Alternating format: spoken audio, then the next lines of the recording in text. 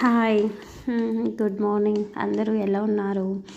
So నేను ఈరోజు morning ఒక వాట్సాప్ కొటేషన్ చదివాను. వాట్సాప్లో ఒకరు పెట్టున్నారు స్టేటస్గా. సో తల్లి పోతే బంధం పోతుంది, తండ్రి పోతే బాంధవ్యం పోతుంది, సోదరుడు పోతే బలం పోతుంది, కొడుకు పోతే కోరినవి పోతాయి, కానీ భార్య పోతే సర్వం పోతుందంటారు.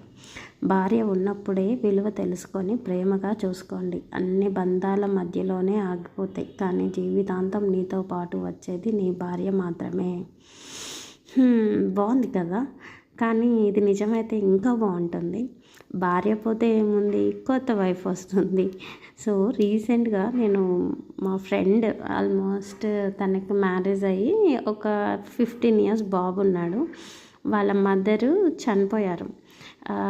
అంటే ఆవిడకి ఒక 60 ఇయర్స్ ఉంటుంది, 55 సంథింగ్ ఉంటుంది. సో ఆమె చనిపోయాక వితిన్ 1 మంత్లోనే వాళ్ళ ఫాదర్ ఇంకొక మ్యారేజ్ చేసుకున్నాడు. సో తను మేబీ తన దీంతో ఉద్దేశంలో కరెక్ట్ అయ్యి ఉండొచ్చు. నాకు ఇంకా ఏజ్ అంటే ఓల్డ్ ఏజ్లో ఎవరు చూసుకుంటారు అని. వాళ్ళందరూ అమ్మాయిలే, కానీ ఏముంది, ఎవ్వరూ అలా ఏం లేరు ఫ్రెండ్స్.